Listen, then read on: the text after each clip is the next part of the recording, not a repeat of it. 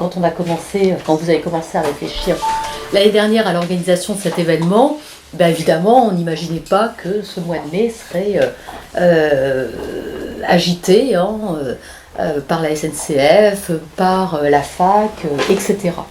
Alors, comme je suis maintenant senior et que vous vouliez un ou une jeune, ben, j'ai demandé à Julie Lemazier de venir réagir à mes propos, un peu sans filet, puisqu'elle sait pas elle connaît évidemment la recherche dont je vais vous parler, mais pas ses conclusions. Alors, Julie Lemazier a été une de mes étudiantes. Voilà.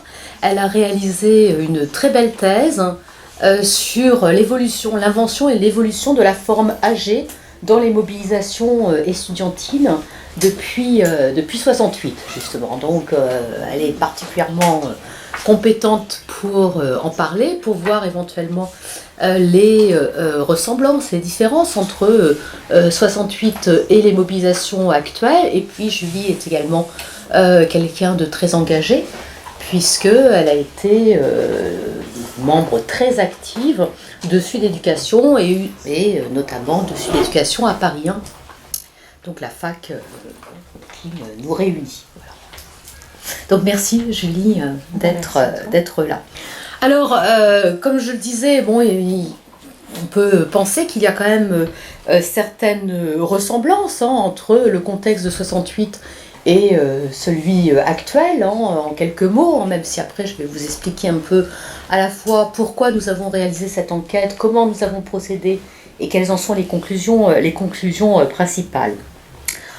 Première, de mon point de vue, bien entendu, première ressemblance, c'est évidemment l'effet, l'impact de la massification de l'enseignement supérieur.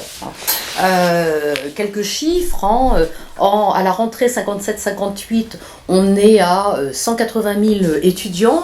À la rentrée 67-68, on est à 508 000 étudiants, donc c'est la première massification de l'enseignement. On en a une seconde dans les années 80 et plus encore parmi la génération née au tournant du millénaire. D'ailleurs, une des grandes difficultés que la fac connaît depuis quelques années tient à l'afflux de entre 40 et 60 000 étudiants par an supplémentaires, sans moyens qui va avec, puisqu'on en est aujourd'hui à la rentrée 2016-2017 à 2 600 000 étudiants dans l'ensemble de l'enseignement supérieur, avec cette particularité sur laquelle, et j'en suis un peu énervée, les étudiants mobilisés à juste titre cette année ne réagissent pas, n'évoquent pas, qui est la dualité de l'enseignement supérieur entre les filières sélectives et ultra-sélectives et l'université paupérisée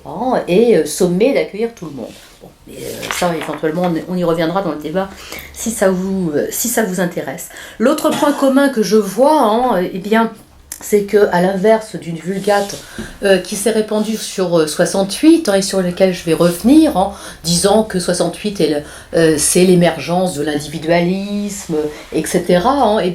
Un moteur essentiel de 68, de mon point de vue, c'est au contraire la solidarité, l'appétence pour la rencontre avec autrui, avec des gens que l'on ne croisait pas auparavant, de la même façon, un des moteurs essentiels, me semble-t-il, de la des mobilisations en cours, là aussi, c'est la solidarité, et notamment à l'égard de ce grand défi que constitue la question migratoire et des conditions déplorables avec lesquelles nous accueillons, entre guillemets, les migrants.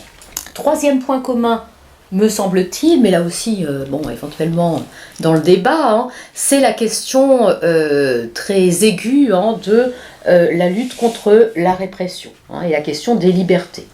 On sait que 68 a commencé, entre guillemets, véritablement, en tout cas dans les événements de 68, en réaction à la répression, à l'arrestation de militants qui avaient participé à des actions spectaculaires contre des intérêts américains, et puis ensuite la fermeture des facs, etc. Là encore, comme on l'évoquait tout à l'heure avec Julie, mais on en parlera tout à l'heure, la mobilisation contre la loi Or, la loi Vidal, ne prenait pas véritablement, ne prenait pas jusqu'à ce qu'un doyen de droit et de droite à Montpellier organise une répression et ensuite accélérée, on va dire, par ce tout répressif que l'on connaît aujourd'hui. Donc voilà un peu, me semble-t-il, les points communs entre cette séquence à laquelle la plupart d'entre vous ont participé et la nouvelle que peut-être les plus rares auxquels les plus rares ici présents participent. Alors maintenant, donc, quelle a été à la fois l'origine, la méthode et les conclusions de cette enquête dont je vais vous parler, qui n'est pas complètement ici, puisque ici c'est un livre d'histoire sociale et politique sur la ville de Marseille qui vous est proposé, mais en fait l'ensemble de l'enquête qui porte sur la province a été publié dans un ouvrage qui n'est pas là, qui s'appelle Changer le monde, changer sa vie, aux éditions Actes Sud. Super Hélène, merci. Donc voilà. Alors, c'est le fait que dans les deux cas, il s'agisse en couverture d'une femme. C'est pas notre choix, puisque comme vous le savez sans doute, mais on a trouvé ça très très bien, mais ce sont les maisons d'édition qui choisissent, qui sont propriétaires et du titre et de la première et de la quatrième de couverture, donc évidemment on nous a demandé notre avis, on a dit c'est très bien, mais ça n'a pas été, c'est significatif d'ailleurs, ça n'a pas fait l'objet d'une discussion entre les presses de Sciences Po et Actes Sud, que ce soit une femme, et je vois par exemple pour le bouquin de Ludivine Pontigny, c'est également une femme. Bon, alors ça renvoie au fait qu'après avoir mis tout le temps en avant des hommes, enfin là, ce sont les femmes, c'est très bien ainsi, mais en même temps, vous remarquerez, moi j'ai trouvé, quand j'ai découvert, que le point commun, c'est effectivement le fait que ce soit une femme, et enfin, on parle des femmes en 68 et dans les années 68. Je vais retourner à Marseille pour débattre avec Leslie Kaplan sur ce point d'ailleurs, samedi. Mais en même temps, l'image est quand même très très différente, puisque là on a une femme, manifestement c'est pas 68, c'est 78, quand on voit les vêtements, etc., très joyeuse. Ici on a une femme, alors bon, c'est un peu dommage parce que c'est une photo très clairement parisienne alors qu'on n'a pas traité de Paris, on va y revenir. Mais en fait on a eu des problèmes avec une photo qu'on avait choisie de Chris Marker et le 7e ayant droit a décidé de refuser l'autorisation quelques jours avant que le bouquin parte à la compo. Donc voilà. Donc c'est Paris, donc ça c'est un peu dommage. Et l'image est quand même très très très différente, puisque là on a à la fois, et je trouve ça très bien, le côté assez ambivalent en fait de 68, puisque évidemment cette femme, on le voit, elle tient un pavé, et puis quelques secondes après, elle lance le pavé, donc avec la charge, symbolique, de la violence, des barricades, etc. Et en même temps, elle tire la langue. Et alors là, c'est le côté dérisoire, et un journaliste de Marianne, rencontré par le maître d'œuvre de cette enquête, Olivier Filleul, a trouvé ça. Alors évidemment c'est pas du tout le cas, il dit mais finalement cette femme elle tire la langue, donc en fait elle tire la langue aux policiers, mais elle tire aussi la langue pour ce journaliste de Marianne à une vulgate sur ce que sont devenus les 68A. Et cette vulgate, elle s'est imposée au fur et à mesure des commémorations. Alors, je m'excuse pour celles et ceux qui m'ont déjà entendu, parce que je vais redire des choses à peu près équivalentes. Cette vulgate, elle s'est imposée au fil des commémorations, et elle a été construite essentiellement par des ex-militants, et pour beaucoup des ex-Mao de la gauche prolétarienne, pas seulement, mais enfin principalement. Et qu'est-ce qu'elle dit, cette vulgate ? Elle dit en gros que voilà, là, les événements de 68, c'est le fait d'héritier. donc de jeunes issus de la bourgeoisie, qui ont eu une crise, je caricature mais à peine, on le voit très bien dans le bouquin de Hamon et Rothman, Génération au singulier, je vais y revenir. Voilà, ce sont des héritiers, des enfants de la bonne bourgeoisie, qui ont eu une crise d'acné. Et puis, une fois la crise d'acné passée, ils retrouvent la place qui était censée être la leur et ils débloquent la société française en accédant à des positions de pouvoir dans le monde politique, dans la communication, les médias, etc. Et en gros, dormez tranquille, braves gens, tout va bien. En gros. Et puis, ce sont des renégats également, puisque après, ils vont tous au PS. En gros, c'est ça, et d'ailleurs, on nous explique que 81, c'est l'aboutissement de 68. On voit très bien à la fois les objectifs, en quelque sorte, de légitimation des reconversions de certains de ces figures médiatiques, mais également les objectifs politiques d'un tel récit de 68. Parce qu'en gros, et pour revenir à ce que je disais tout à l'heure sur le parallèle, c'est beaucoup dire, mais bon, la séquence 68-2018, en gros, ces ex, qu'est-ce qu'ils nous disent? Bon, c'est pas la peine de se révolter, voilà, puisque vous vous révoltez parce que vous faites une crise d'acné, et puis après les choses rentrent dans l'ordre, donc tout ça ne sert à rien, en gros. Et le fait est que pour beaucoup de ceux qui ont imposé ce récit, eh bien, c'est effectivement leur leçon sociologique et politique.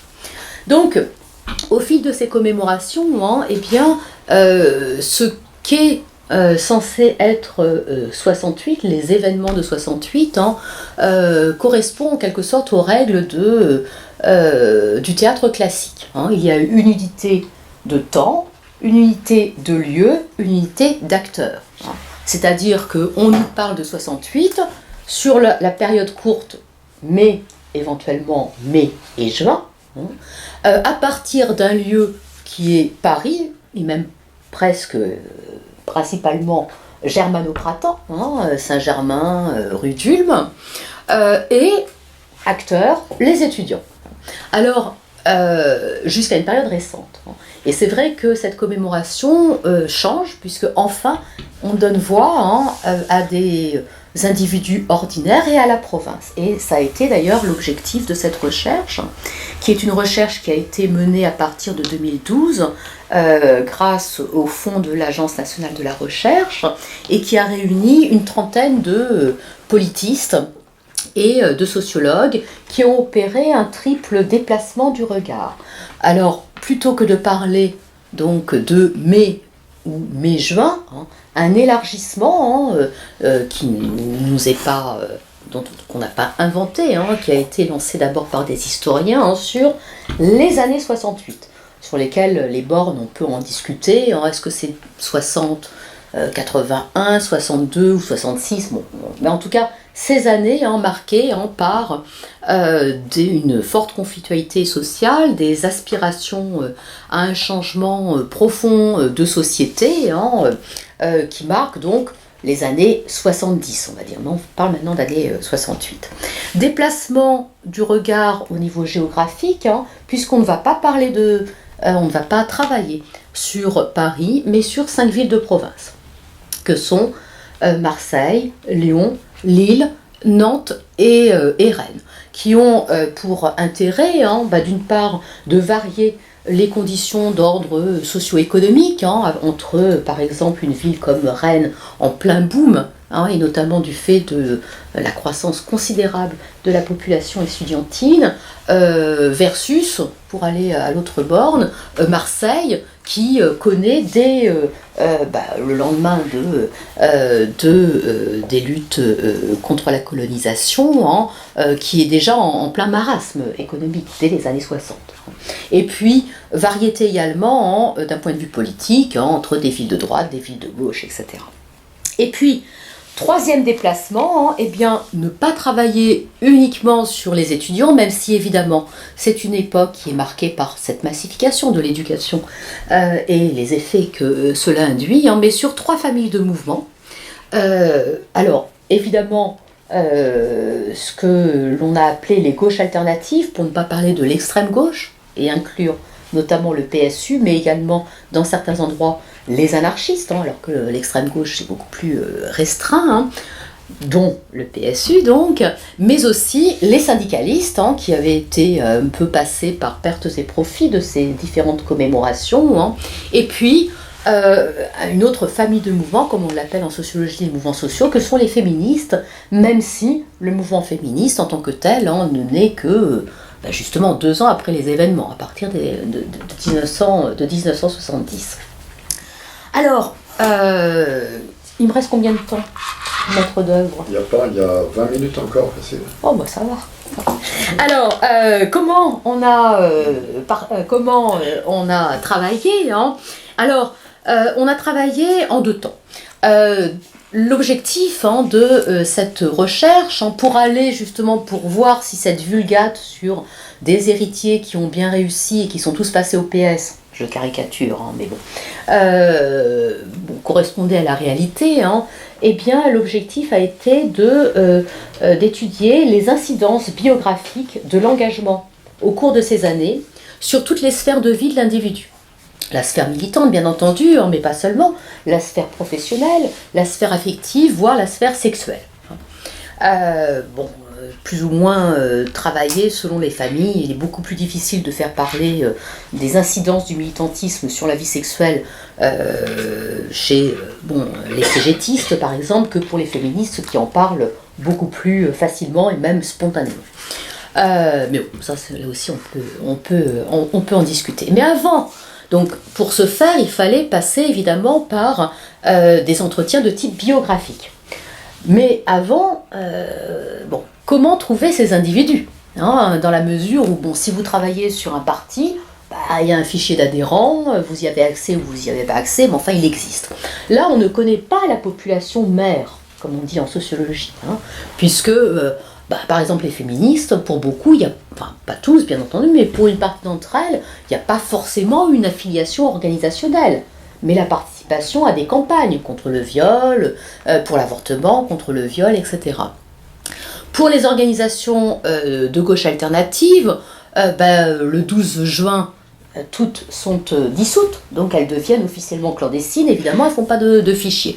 Alors, il y a des fichiers, évidemment, pour les syndicats, sauf que les syndicats, ils ne tiennent pas à jour leurs fichiers. Bon, bref, donc avant d'en arriver à ces entretiens biographiques, comment constituer cette population mère? Donc ça, c'est la première phase de l'enquête qui a consisté en ce qu'on appelle une cartographie des espaces militants des différentes villes, que l'on a constitué de 2 manières, donc un panorama des forces militantes en présence dans chacune de ces villes. 2 façons pour y procéder, d'une part des entretiens exploratoires avec des militants qui ont connu toute cette période et qui ont gardé une forte mémoire pour avoir leur récit, alors avec les biais que cela induit quelquefois, on en a discuté tout à l'heure, et d'autre part le recours aux archives. Des archives privées, par exemple, on a récupéré énormément d'archives de militants privés, de militantes féministes. Je fais un appel d'ailleurs, si vous avez des archives, ne les laissez pas croupir dans votre cave. On garde tout, on numérise tout et on va tout livrer, c'est en cours de constitution là, à des archives publiques, BDIC, etc. Parce que c'est vraiment très très important. Archives privées, archives publiques, et notamment, on a tous demandé, parfois dérogatoires bien entendu, les archives des préfets de police, et en particulier des RG, des renseignements généraux. Alors, peut-être le savez-vous, mais obtenir une déclassification de ces dossiers qui demandent 90 ans pour être ouverts au public, donc on n'y est pas encore, est totalement discrétionnaire. Donc on a les 5 équipes des 5 villes en question ont demandé les mêmes archives. Certaines ont eu accès à tout. Heureusement, j'ai eu cette chance, puisque sur Marseille, j'ai eu accès à tout ce que j'ai demandé. En revanche, d'autres ont eu accès à rien. Par exemple, à Lyon. Alors qu'est-ce qu'on trouve puisque bon, moi j'y ai eu accès, et puis je me suis... au départ j'étais un peu inquiète parce que vu la tonne de documents, mais c'est passionnant. Qu'est-ce qu'on trouve dans ces archives DRG? Enfin, c'est pas que des archives DRG, mais principalement DRG, en tout cas ce sont les plus intéressants. Alors, d'une part on trouve les fameuses fiches MR. Donc, les fiches MR pour mouvement révolutionnaire. Dès l'été 68, eh bien, le ministère de l'Intérieur, secoué, et ils le sont encore d'ailleurs, par les événements de 68, met en place deux choses. D'une part, ce qu'ils appellent les groupes de liaison, c'est-à-dire des policiers qui sont chargés de surveiller les activités des organisations dites subversives et de tout remonter au préfet de police. Et d'autre part, donc les dites fiches MR, donc pour mouvement révolutionnaire, qui donc fichent dès l'été 68, et puis alors après évidemment le fichier va être abondé, 3000 militants des groupes subversifs. Alors c'est l'équivalent, toutes choses étant égales par ailleurs bien entendu, des fiches S pour sûreté de l'État aujourd'hui. Toutes choses étant égales par ailleurs, même si par ailleurs, par exemple, dans ces fiches MR, qui est une mine d'informations pour les sociologues et la police, on a quelques points communs, on va dire, d'accord. L'ultra-gauche nous qualifie de socio-flics, on a une énigme, on a... bon... et c'est formidable pour nous parce qu'on a la date de naissance, de l'individu en question, la profession des parents, où est-ce qu'il vit, qu'est-ce qu'il fait quand il est fiché, et puis éventuellement, s'il a été suivi, qu'est-ce qu'il a fait, etc. Donc c'est une mine formidable pour nous. Alors bon, évidemment, souvent extrêmement gonflé, par exemple j'étais déjà là, ce week-end à Marseille pour rendre compte donc auprès des militants de l'enquête, Samuel Josua, donc un des fondateurs de Révo, était fiché comme terroriste international. Ah oui, carrément, terroriste international, disant que dès l'été 68, si eh bien, les troubles recommençaient à Marseille, c'était un des premiers à devoir être arrêté. Donc on a ça, les fiches MR, on a évidemment les comptes rendus des indicateurs, puisque ce sont des groupes qui ont été très surveillés, très infiltrés, et en particulier, alors pas tous, parce que c'est ça qui est intéressant, c'est que on voit que les renseignements généraux, ils ont des obsessions. Alors pour eux, les obsessions, c'était les Mao, et en particulier la gauche prolétarienne, alors que d'autres organisations, par exemple les féministes, ça les intéresse pas du tout. On n'a rien sur les féministes d'après les renseignements généraux. Donc, des organisations qui sont infiltrées, au premier rang desquelles le PCMLF, infiltré au sommet. Évidemment, ne me demandez pas de qui il s'agit. D'abord, un, c'est anonymisé. Bon, deux, je connais assez bien c'est les groupes en question, j'ai compris qui étaient. Enfin, je ne vous dirai pas, évidemment, on est tenu à un secret. Et puis, on a également des lettres de délation. Dans tel immeuble, il y a un locataire qui signale qu'il y a des réunions bizarres qui se déroulent au domicile d'un tel, etc. Voilà les exemples. À partir de là, on avait donc les forces en présence.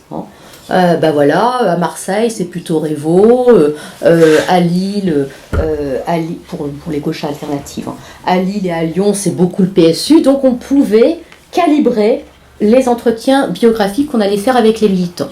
Évidemment, on ne prétend pas avoir un échantillon représentatif, mais un échantillon significatif. Au total, près de 400 biographies ont été récoltées. Un travail biographique de ce type, ce sont des entretiens qui au bas mot durent 3 heures et éventuellement jusqu'à 15 heures d'enregistrement. Donc presque 400 récits de vie ont été donc collectés donc sur l'ensemble de la vie de l'individu, sur ces 3 familles, en fonction donc des rapports de force que l'on avait repérés dans la phase cartographique de l'enquête. Ok, lesquels ces récits de vie, donc de type non directif, ont été associés à un nouveau matériau qui est très peu connu en France et qui n'a jamais été utilisé en sociologie des mouvements sociaux, hein, que l'on appelle les calendriers de vie. Et tu ne me fais pas un zoom par contre, parce que là je ne l'ai pas anonymisé, donc il ne faudrait pas que cette personne se reconnaisse, qui est donc une méthode qui vient de la biologie, hein, d'ailleurs de l'analyse de séquences ADN, et qui a été utilisée en sociologie des professions et en sociologie de la santé, pour évaluer l'évolution des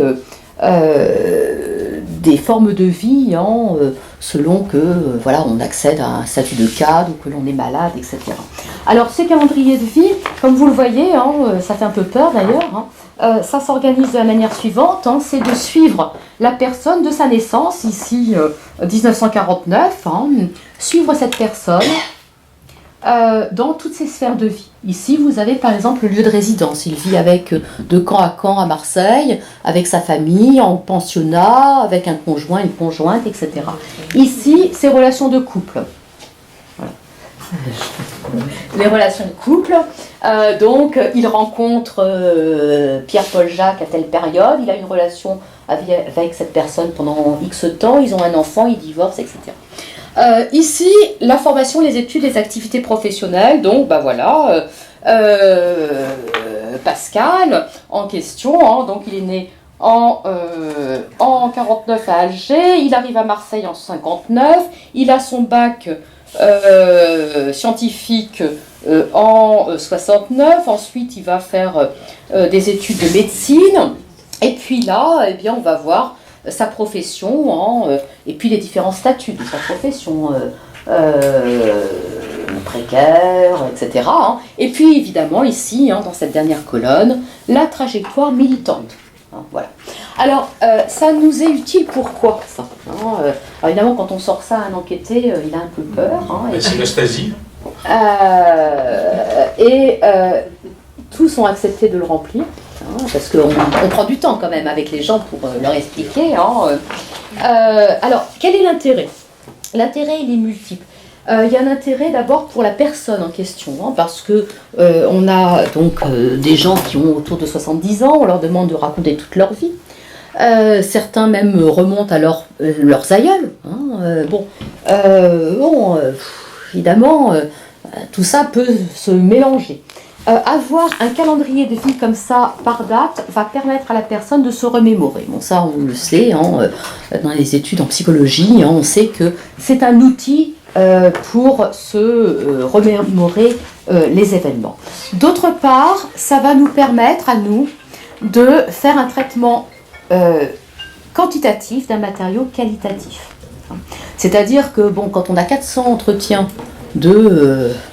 je ne sais pas combien, dizaines de pages, voire centaines de pages, matériellement, l'esprit humain ne peut pas en faire une synthèse. D'accord ? Donc, avec ça, eh bien, on va le passer ensuite dans une machine, un logiciel qui coûte très cher, puisque ça vient des sciences dites exactes, et qu'on paramètre évidemment, et la machine, en fonction des paramètres que nous avons décidés, bien entendu, c'est pas la machine qui décide, eh bien, va éventuellement, et ça a été le cas, sortir des trajectoires types. C'est-à-dire que sur 400 individus, on a des trajectoires ascendantes, descendantes, etc. type. Ce qui, moi, m'autorise à dire que voilà, dans la trajectoire, on a 3 types de trajectoires, 6 types de trajectoires, en fait on en a 6. Dans la trajectoire, mettons 5, eh bien, Julie est dans la trajectoire 5. Et donc ça m'autorise, parce que jusqu'à présent en sciences sociales, quand je vous dis, on fait des typologies, les sciences sociales aiment faire des typologies, et puis on vous dit, voilà, dans tel type, Julie est représentative de tel type. Vous me faites confiance si je vous le dis. Mais là, je peux vous dire, très scientifiquement parlant, Julie est représentative du type 5. D'accord ? Et puis l'autre intérêt, on le voit, on va en discuter, on le voit, alors pas trop là parce que c'est une trajectoire simple, assez linéaire.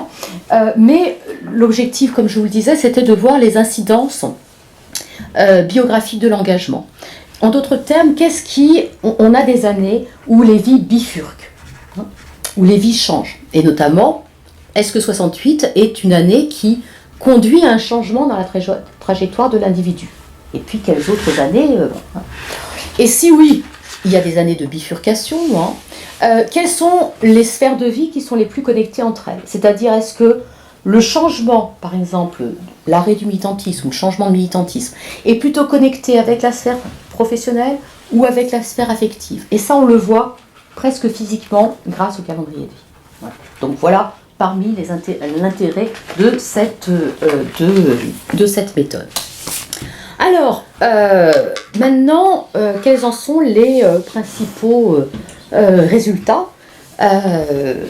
Donc en 5 minutes. Voilà. Oui, il n'y a pas 5 minutes. Et voilà, en 5 minutes. Je vous disais que l'un des moteurs, si ce n'est le moteur de cette recherche, eh bien, c'était d'éprouver cette vulgate. Voilà, 68, c'est des étudiants héritiers et renégats qui ont bien réussi.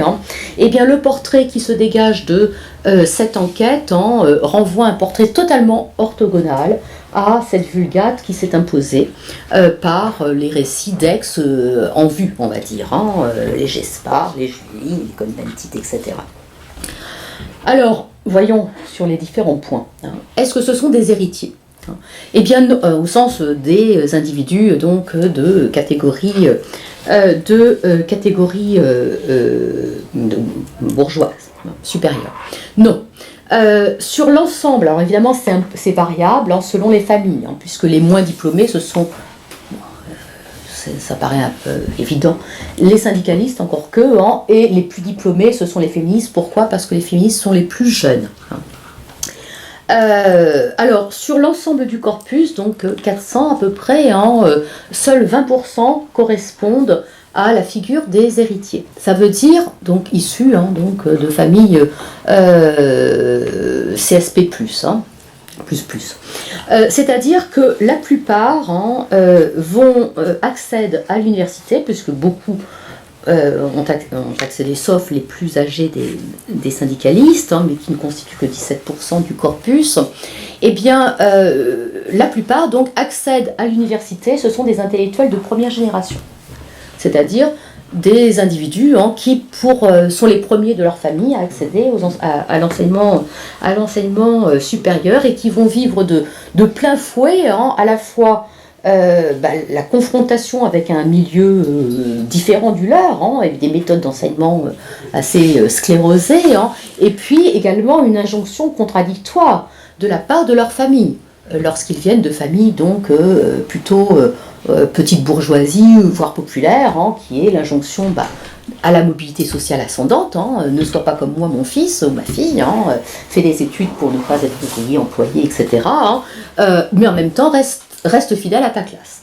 Et l'engagement apparaît comme un moyen de concilier en quelque sorte cette tension entre une ascension sociale et la fidélité à sa classe, que l'on retrouvera d'ailleurs dans le choix des métiers. Ce choix des métiers se porte très clairement vers ce que Pierre Bourdieu appelle la main gauche de l'État, c'est-à-dire les professions de l'enseignement, de la santé, du travail social. 30% des premiers emplois sont concentrés sur ces professions. Pour autant, peut-on dire, donc ce ne sont pas des héritiers, pour autant peut-on dire que ce sont des individus qui ont bien réussi dans leur vie, et qui sont passés, comme on le disait aux États-Unis, des hippies, ce qui n'est pas le cas, aux yuppies. Voilà. Eh bien non, pas du tout. Pourquoi? Eh bien parce qu'une partie significative d'entre eux se caractérisent dans un premier temps de leur trajectoire par ce que l'on appelle le refus de parvenir. C'est-à-dire, alors c'est pas simplement, même si évidemment on y pense immédiatement aux établis, au cas des établis, je pense que tout le monde ici sait... non.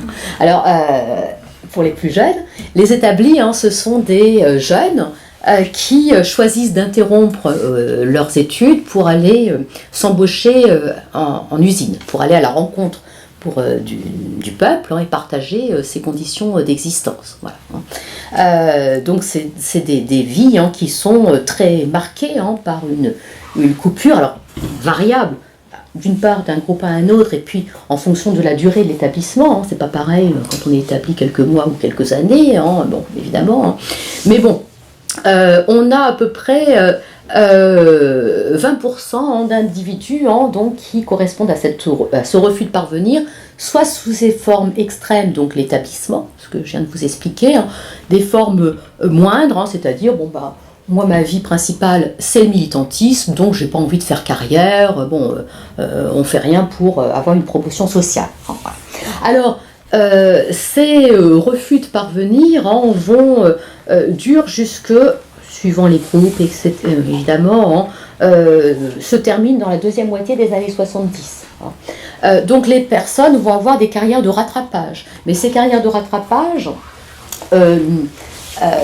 souvent n'est pas suffisante. Bon, quand on a rencontré nos interviewés, pour une grande partie d'entre eux, ils étaient tout juste à la retraite, et il n'était pas rare que certains se rendent compte, en arrivant à la retraite, qu'ils n'avaient pas cotisé, tout simplement, pour avoir une retraite complète. Pourquoi ? Parce que, par exemple, ils ont été permanents d'organisation, évidemment, sans être déclarés.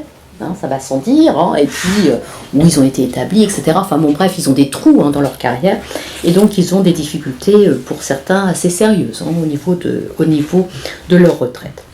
Alors, il y a un chiffre, enfin même deux chiffres, qui sont particulièrement éclairants. Je vous disais tout à l'heure, les héritiers, donc d'origine bourgeoise, ce ne sont que 20% de l'échantillon.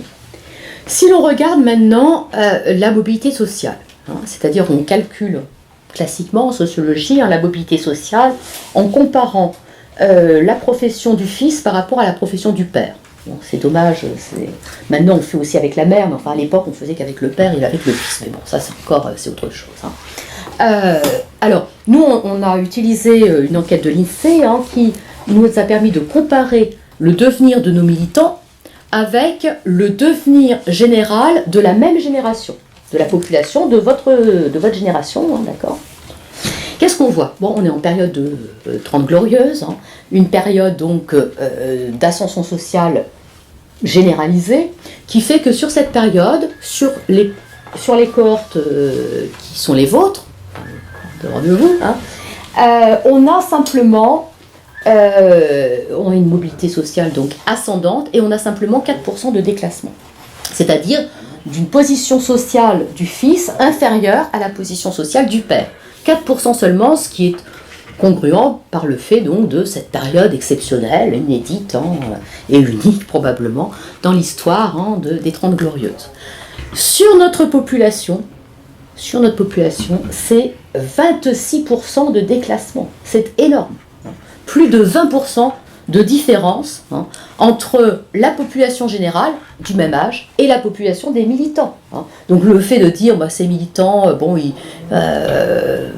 ils se sont bien amusés, puis après ils ont retrouvé leur vie, etc., ça leur a rien coûté, c'est du pipeau. Et il faut vraiment le dire, même si on continue à le dire dans les médias divers et variés.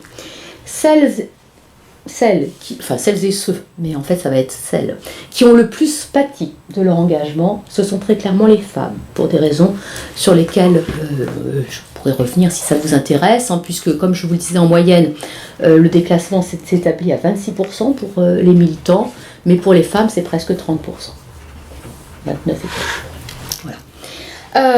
Alors, donc des carrières plus chaotiques, etc., des vie personnelle plus affectée également, puisque l'on a une plus faible proportion de personnes mariées dans notre population, 56% seulement de personnes mariées, contre 80% de la même classe d'âge en population générale. Ce qui tient à un taux de divorce qui est également plus élevé que la moyenne, 13% de divorce dans notre population contre 9% en population générale. Idem sur la procréation. des militants qui font moins d'enfants, et lorsqu'ils en font, ils en font qu'un. Puisque 27% de nos enquêtés n'ont pas eu d'enfants, alors qu'en population générale, c'est seulement 11% qui n'ont pas eu d'enfants, de la même génération toujours, évidemment. Et parmi les militants qui ont eu des enfants, eh bien 61% s'en sont tenus au précepte maoïste d'un seul enfant, alors qu'en population générale, eh bien 70% des Françaises et Français de la même génération ont eu 2 ou plus de 2 enfants, contre seulement 11% chez les 68 ans. Donc, ce ne sont pas non plus des gens qui ont bien réussi dans leur vie. Troisième, et j'en terminerai par là. Parfait. Voilà. Troisième point, troisième stéréotype battu en brèche par cette enquête qui est la première à avoir été faite. Est-ce que ce sont des individus qui se sont désengagés ou qui ont tous rejoint le PS? Ben là encore, c'est pas le cas. Alors pour vous le montrer, là je vais m'attacher à la population qui vous intéresse, j'imagine le plus, que sont les gauches alternatives. Et bien sur près de 200 militants des gauches alternatives que nous avons, avec lesquels nous avons conduit des entretiens biographiques, on ne compte que 20 retraits complets. Alors, donc c'est très peu de retrait du militantisme complet. On a 2 cas de figure. Soit des militants qui ont un militantisme continu, mais un militantisme donc sans interruption jusqu'à aujourd'hui, mais un militantisme qui a changé. C'est-à-dire que typiquement, ce sont des gens qui sont passés du militantisme politique à la LCR, etc., au militantisme syndical, qui sont restés au militantisme syndical, qui a été un moyen donc de faire perdurer l'engagement jusqu'à leur retraite. Voilà. Ça, c'est un premier cas de figure. Deuxième cas de figure, des individus qui se sont retirés de l'engagement politique et de l'engagement tout court sur la période où ils sont dans une période donc, de carrière de rattrapage, et également ils ont des enfants, etc. Donc ils se retirent donc à partir de la fin des années 70 et ils se remobilisent. Alors quand est-ce qu'ils se remobilisent? On a 2 dates très claires. Une première forme de remobilisation qui n'est pas la plus importante, mais enfin elle est significative. C'est au moment des comités Juquin, voilà, 86, qui a été un espace de regroupement, mais je pense que Bernard s'en souvient, et d'autres sans doute, où les anciens gauchistes se retrouvent, enfin gauchistes entre guillemets, mais plus encore, eh bien, c'est dans le renouveau de la critique sociale que l'on repère à la charnière du millénaire, donc fin des années 90, début des années 2000, avec les mouvements de sang et avec la cause altermondialiste, qui va être une des causes dans lesquelles une partie significative de nos 68 arts se remobilise, et y compris, mais ça c'est un effet très local, dans le Grand Ouest, c'est-à-dire à Nantes et à Rennes, sur les ZAD, puisque nonobstant leur âge, 70 ans à peu près, on a quand même, ce qui est quand même très important, 17 personnes, sur les quelques 200, très actifs à Notre-Dame-des-Landes. Donc, mais bon, c'est uniquement pour le Grand Ouest, Rennes et Nantes. En revanche, très clairement, là où donc des individus qui sont toujours mobilisés, toujours engagés pour la plupart, mais très critiques à l'égard des organisations politiques, peu finalement vont avoir des expériences partisanes. Sur le militantisme PS, on n'en compte que 6, 9 au NPA, 9 au Front de Gauche, donc c'est assez négligeable. Ceux qui s'en sortent le mieux, si je puis dire, enfin sur 190 militants, ce sont les Verts, 20 militants au Vert. Et alors là, c'est très intéressant, puisque très clairement, ceux qui vont au Vert, ce sont des anciens Mao. Au Front de Gauche, c'est plutôt des anciens trotskistes, et pour les Verts, c'est exclusivement des anciens Mao. Donc là aussi, c'est intéressant sur ces devenirs. Donc Eh ben, les 68 arts, ce ne sont pas des héritiers, ce ne sont pas des renégats et ce ne sont pas des golden boys ou girls. Et voilà, c'était important d'un point de vue sociologique et politique. On s'en Voilà. est.